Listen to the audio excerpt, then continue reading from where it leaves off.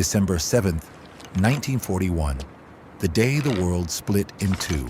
But history, as we are taught, is often a sanitized version of the truth, neatly packaged to hide the shadows of those who were sacrificed not by the enemy, but by their own. How many men are chosen to bear the weight of an entire nation's failure?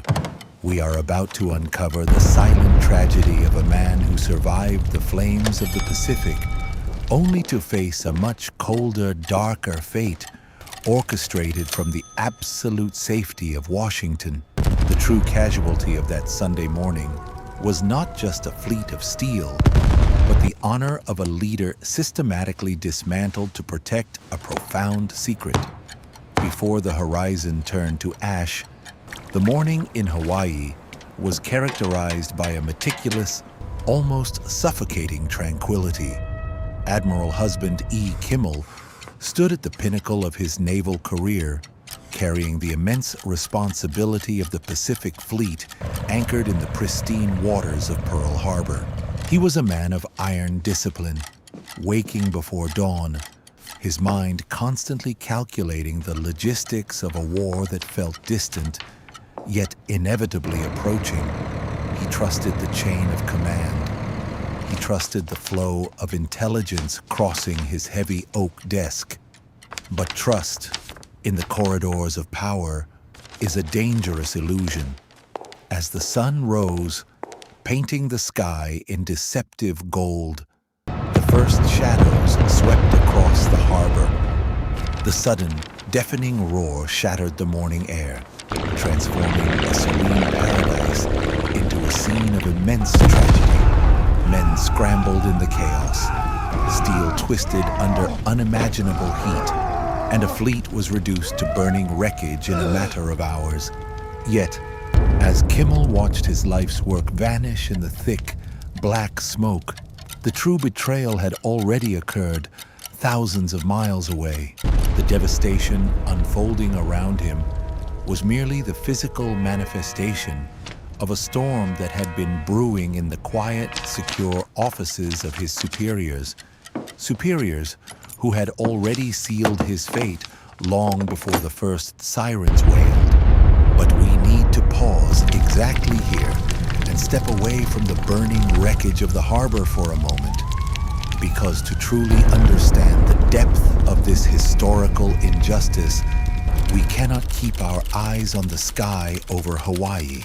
We have to look at the silent, locked rooms of the nation's capital, where the most devastating weapon of that day was not a falling explosive, but a piece of paper deliberately kept in the dark, thousands of miles away from the burning oil and shattered steel of the Pacific. The corridors of power in Washington, D.C.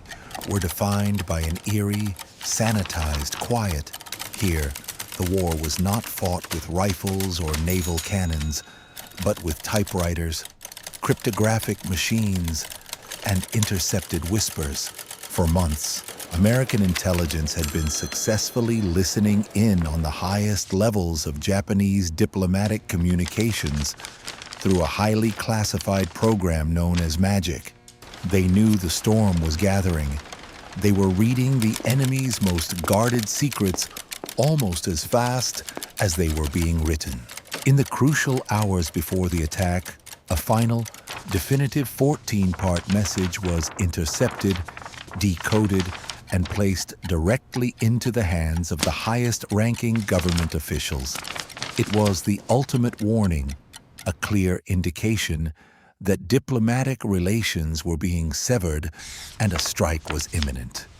Yet, as the clock ticked down to the exact moment the foreign planes would descend upon Hawaii, a deliberate and fatal decision was made. The critical dispatch was delayed.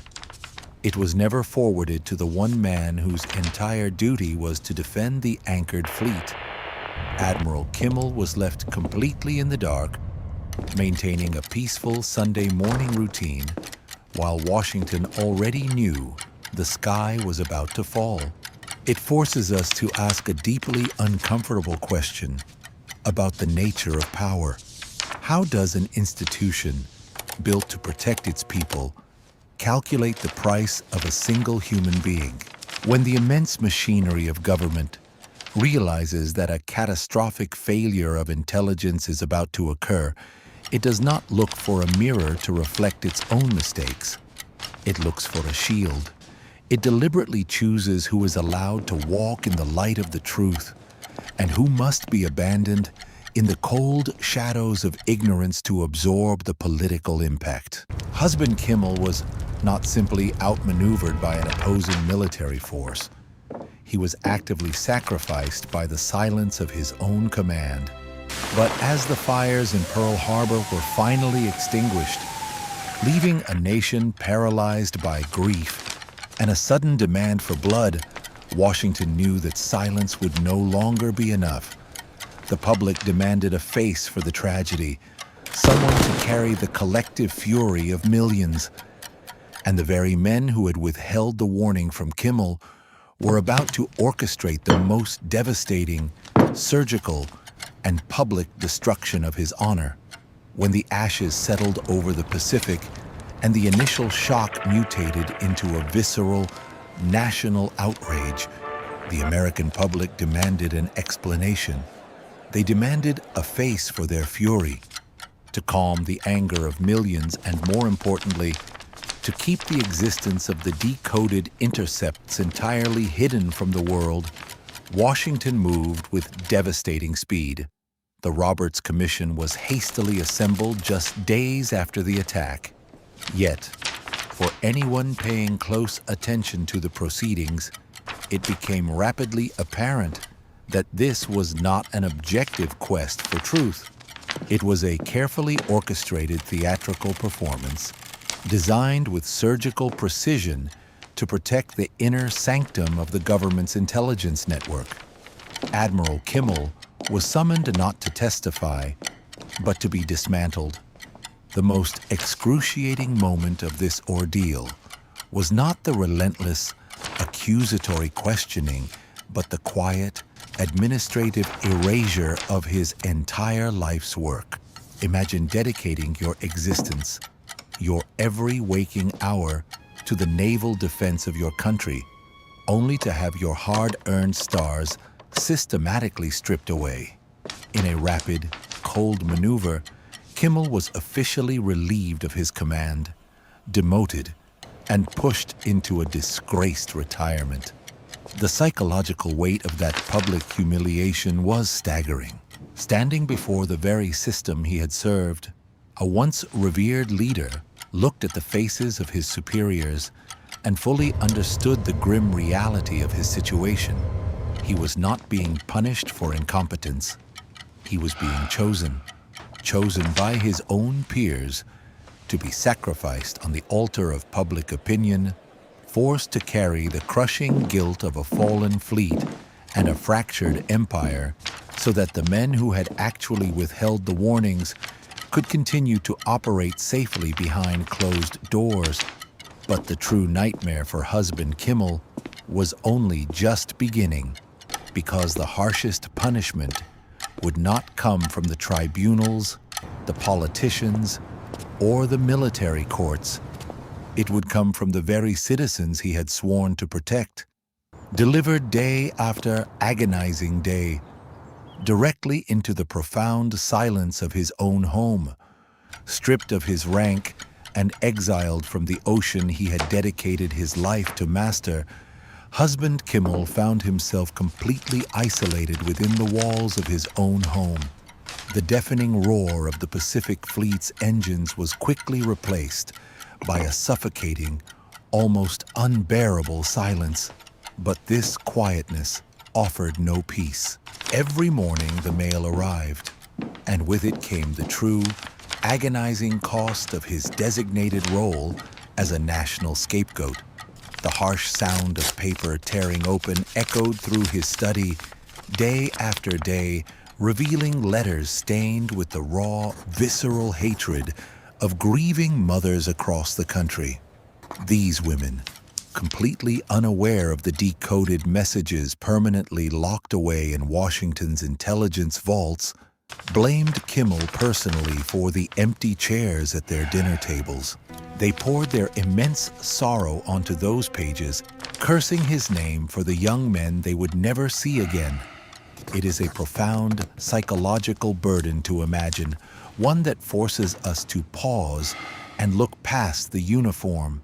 Try to place yourself in that dimly lit room, holding a fragile piece of paper that accuses you of the ultimate betrayal, while possessing the absolute, burning certainty of your own innocence.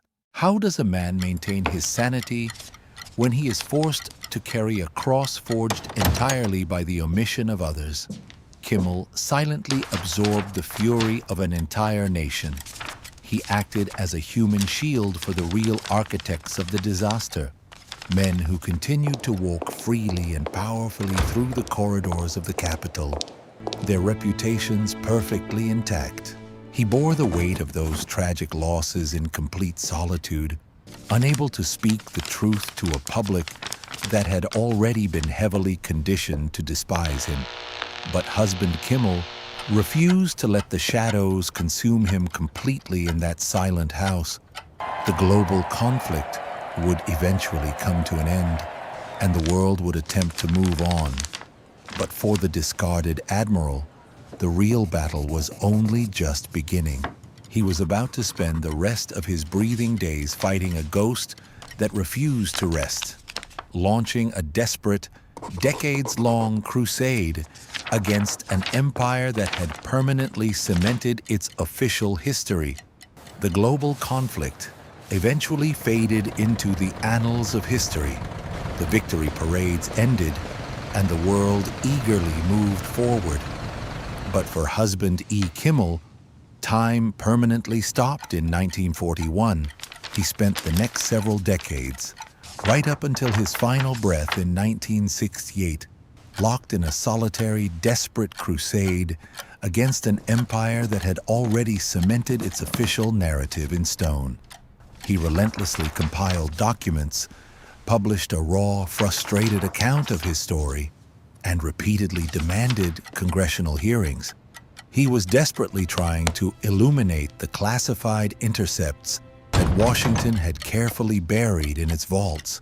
He wanted nothing more than to prove to the grieving families of America that he had not betrayed their sons, that he had been standing watch, blindfolded by his own command. But the machinery of a superpower is vast, cold, and unyielding. It rarely rewrites its own history to save a single man, especially when that man's public destruction was the very foundation of the government's political survival during its darkest hour. Kimmel passed away, carrying the heavy, invisible chains of a designated scapegoat, his reputation never fully restored in his lifetime. When we look back at the dark, billowing smoke over the Pacific, we are forced to confront a deeply uncomfortable reality. The true cost of maintaining the illusion of a flawless state is not just measured in shattered steel or the grim statistics of a battlefield. It is measured in the quiet, devastating sacrifice of honorable individuals who are ordered, without their consent, to absorb the sins of their leaders. The silent tragedy of Admiral Kimmel serves as a haunting, permanent reminder that history is rarely written by the just or the innocent. It is meticulously crafted by those who hold the power to lock away the archives, leaving men to drown in the shadows of the truth.